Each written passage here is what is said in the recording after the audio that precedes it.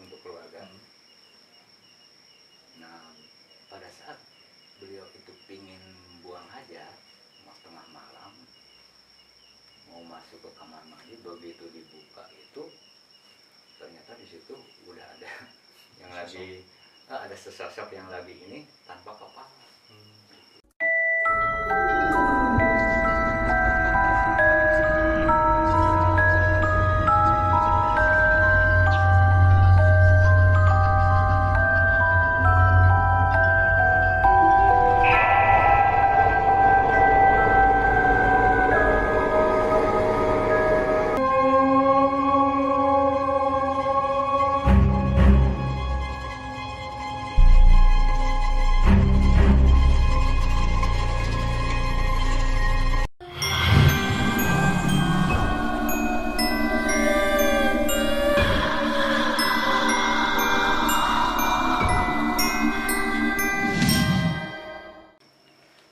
Assalamualaikum warahmatullahi wabarakatuh. Selamat malam. Masih bersama di Daun Kelor. Kebetulan kami sekarang berada di Cimahi. Kami akan mencoba, di sini ada rumah peninggalan Belanda.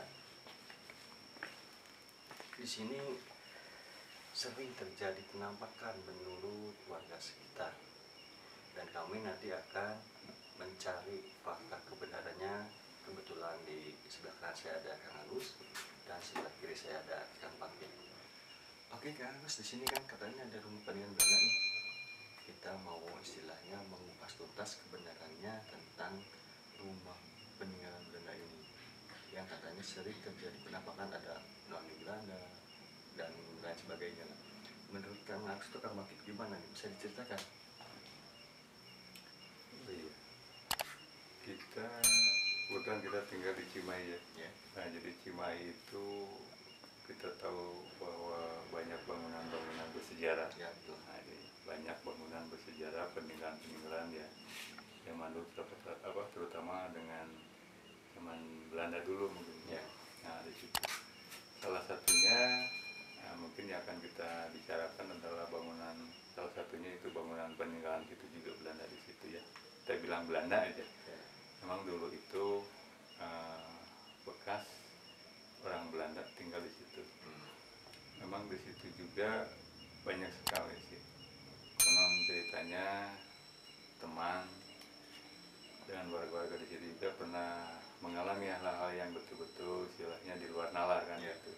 Ya kebetulan saya sendiri juga pernah mengalami di bangunan itu. Salah satunya kita lihat di luar itu, di situ kan ada pohon ini ya, pohon cengkeh ya. Terus di situ pohon cengkeh, terus ada pohon rambutan. Pernah dulu itu ya, waktu malam-malam itu di situ kan ada pohon rambutan ya. Kita nggak tahu persisnya jam berapa ya itu. Ya kita waktu zaman dulu ya cukup lumayan karena sering kita keluar malam gitu ya. Kita iseng-iseng itu kita mengambil foto. Mungkin pernah dengar ya. Nah, Kang Magit ya. Jadi ya satu rekan kita ngambil foto di situ, pas disuruh diarahkan ke pohon mangga di situ. Nah, hasilnya itu ya cukup mengejutkan juga. Di situ ada penampakan sosok di situ, itu kepala kan di situ ya. Nah, di situ salah satunya itu. Jadi banyak sebenarnya hanya gitu. Saya pribadi juga kalau ngelewat, kebetulan di situ bangunan itu juga dekat dengan tempat tinggal saya sendiri kan di situ ya. Nah, banyak yang kayak gitu. Mungkin salah satunya itu penampakan yang di depan itu ada sosok kepala ya kan di situ. Tapi kalau yang dari jendela noni Belanda pernah lihat? Nah, kalau yang di samping gitu ya, nah di samping ya, di situ ada kamar ya. Aduh, mungkin kita sebenarnya kalau bilang kan kita ini lagi puasa ya, cuma kita juga nggak sengaja nih. Nah, karena kita lagi ngobrol di sini kan gitu ya, karena kita belum mulai jalan lagi untuk eksplor tempat-tempat yang inilah supaya rekan-rekan lebih tahu ya masalah istilahnya rumah bersejarah atau hal-hal yang betul-betul kita atau dianggap mitos atau apa, hal-hal yang kayak di pinggir itu ada kamar ya, karena kita nggak bisa untuk ambil ke dalamnya, mungkin ya kita juga bisa dari luarnya mungkin ya adaptasi juga. Ya bilang juga Kang Bangkit juga tahu kan kayaknya. Mungkin Kang Bangkit lebih apa nanti gitu. Ya. Gitu ya. Mungkin Kang Bangkit bisa menjelaskan lebih detail lagi mungkin tentang rumah peninggalan belanda ini. Ya, jadi kebetulan di kita itu, di wilayah kita itu kan banyak bangunan-bangunan zaman Belanda. Ya. Hanya ada satu bangunan yang emang sangat menarik, auranya begitu kuat ya. Dan banyak terjadi penampakan, baik dari warga sekitar yang melihat, bahkan saya sendiri pun mengalaminya. Jadi apa yang tadi Kang Agus ceritakan bahwa di depan itu ada pohon ya. Nah kebetulan saat itu saya sendiri yang mengalami dengan rekan-rekan waktu ngeronda kebetulan rekan saya itu punya kamera baru, kamera digital yang baru. Saat itu kan belum begitu ramai kamera digital, jadi begitu rekan saya punya itu, dia itu pingin, katanya ayo kita foto-foto. Nah kita ajak ke sana foto, begitu dipoto di situ ada penampakan, begitu dicetak itu penampakannya itu kan kepala lonjong besar gitu ya, telinganya panjang, dari sini ada taring. Nah itu, nah saya penasaran, siangnya itu saya lihat ke sana, pas di lokasi itu, jadi si pohon nangka itu kan rimbun ya. Tapi pas yang di lokasi yang di foto itu ada kepala itu si dahan dengan daun itu kering, sementara di sekitarnya itu hijau ya, lebat gitu ya. Hanya di tengah itu kering, mungkin karena aura panas dari si makhluk tersebut ya, jadi si dahan dengan itu jadi kering ya. Itu yang saya alami gitu ya, yang langsung saya alami. Kalau cerita-cerita dari salah satunya cerita dari almarhum bapak saya ya dulu. Almarhum bapak itu kalau piket, kebetulan beliau seorang tentara kan, piket. Nah saat piket itu suka sengaja gitu kontrol ke daerah kita juga ke sini. Nah pas saat kontrol itu ya perkirakan mungkin sekitar jam 1 atau jam 2 malam. Jadi di depan rumah itu kan ada 2 tugu. Yeah. Tugu atau apa ya disebutnya ya, pembatas antara pagar lah gitu ya, pagar besi. Pilar ini. Nah di situ itu bapak itu sering melihat, setiap kontrol itu melihatnya itu di tubuh sebelahnya itu cuma kepala, yang di satunya lagi itu cuma badannya gitu. Jadi si badan dengan kepala itu terpisah. Tapi sama bapak saya itu nggak terlalu di ini ya, biar aja. Kalau apa si makhluk itu cuma diam di situ gitu, lewat aja. Itu yang dialami oleh almarhum bapak saya. Saya kan sering cerita itu, wah tadi malam bapak melihat ini, tadi malam bapak melihat ini. Nah, ini kita masih membuka yang di luar kan ya, belum masuk ke dalam rumah ya.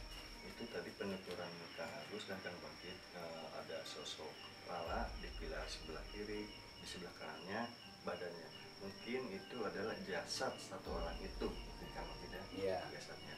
Dan penuturan dari Kang Agus tadi penampakan yang di halaman rumahnya. Mungkin kita akan memasuki ruangan rumah tersebut. Dan katanya saya pernah dengar di rumah itu ada sosok noni Belanda. Nah mungkin Kang Agus atau mungkin Kang bisa menjelaskan lebih jelas lagi untuk pemirsa gitu. Kalau saya pribadi kebetulan ya, mungkin Kang Agus juga, kalau mengalami di dalam ruangan itu belum pernah, karena kita belum pernah masuk, bukan masuk menginap di sana. Kalau hanya sekedar masuk bersama itu emang pernah, tapi kan itu waktunya hanya sebentar, jadi tidak terjadi apa-apa. Hanya ini pengalaman dari cerita mungkin tetangga guru lah, karena kita ini dulu itu satu tim poli. Nah, guru poli kita itu pernah disuruh menginap menunggu rumah tersebut karena kebetulan yang punya rumah itu lagi mudik ke Luar kota ya? keluar kota. Nah, saat dia menunggu di sana itu sendirian di kamar yang depan itu, Yang paling depan. paling depan, kok ada perasaan ada yang aneh, kok ada kayak aktivitas gitu. Nah, dia itu penasaran, dilihat sama dia, pintu dibuka pelan-pelan, dilihat. Nah, begitu dilihat itu, di situ ada noni Belanda kembar sedang merias diri di depan cermin gitu. Nah, terus selain di kamar itu, kalau kita masih di dalam itu ya, ada kamar mandi yang untuk keluarga. Nah, pada saat beliau itu pingin buang hajat tengah malam, mau masuk ke kamar mandi, begitu dibuka itu ternyata di situ udah ada yang lagi ada sesosok yang lagi ini tanpa kepala. Wah, dia ketakutan, ditutup lagi, lari ke kamar tidur. Jadi yang tadinya udah sakit perut itu udah tidak terasa karena rasa takut itu gitu. Ya betul. Jadi gini, mungkin tadi Mas juga bilang yang di luar itu ada jendela ya. Nah, jendela samping itu yaitu kamar yang paling depan. Iya. Nah, itu suka ada penampakan cuma kaki aja menjulur gitu ya. Oh, Nah, kaki menjulur dari ini kalau betul-betul kalau orang yang kebetulan, kalau orang Sunda bilang kawenehan mungkin ya. Kalau misalnya orang yang Jadi suka benar itu. Nah, kalau lihat di situ suka ada kaki yang menjulur di situ. Nah, itu yang nona Belanda itu yang kembar itu sendiri. Memang betul kata Kang Banggi juga gitu. Ceritanya itu. Jadi salah satunya itu. Terus kalau yang kepala buntung itu kita zaman dulu itu istilahnya itu penjaga buntung ya. Ya, Nah, piket buntung. piket buntung. Nah, kita kan kalau lagi kecil kan awas jangan main ke situ. Awas nanti ada piket buntung. Itu kan kalau kita mungkin kolot baheula gitu ya, untuk menakuti si anaknya itu supaya nurut itu suka nakut-nakuti lah. Ya, terutama kalau malam kan. Nah, kan gitu. Mainnya. Awas katanya. Jadi begitu kalau istilah atau mitos dari piket buntung itu ya dialami oleh almarhum, yaitu Bapaknya Bakit ya. satu itu yang paling jelas itu ya Nilah ya, pelatih kita ya, almarhum di sini di dalam. Jadi yang betul-betul ini yang betul-betul mengalami bahwa piket buntung itu ada. Jadi banyak hal yang kejadiannya kayak gitu.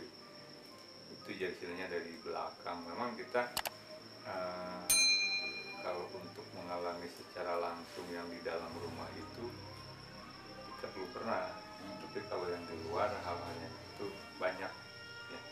Gitu. Apalagi warga atau rekan kita, teman kita yang di lingkungan di situ, terutama teman kita atau saudara kita tinggal yang di belakang ya, di pavilion itu. Di situ sering mendengar ada, kan di situ ada pompa ya, ada pompa air ya. Ya itu suka tengah malam suka bunyi sendiri kan gitu ya. Nah kayak gitu. Jadi hal-hal kayak gitu. Terus yang cukup aneh juga, terus yang tuan rumahnya sendiri juga mengakui bahwa ada satu hal yang ganjil yang di luar nalar itu. Mungkin pernah dengar gitu ya, kok rumah itu depannya itu selalu gelap. Nah, kok rumah itu kayak istilahnya ini pelit gitu ya.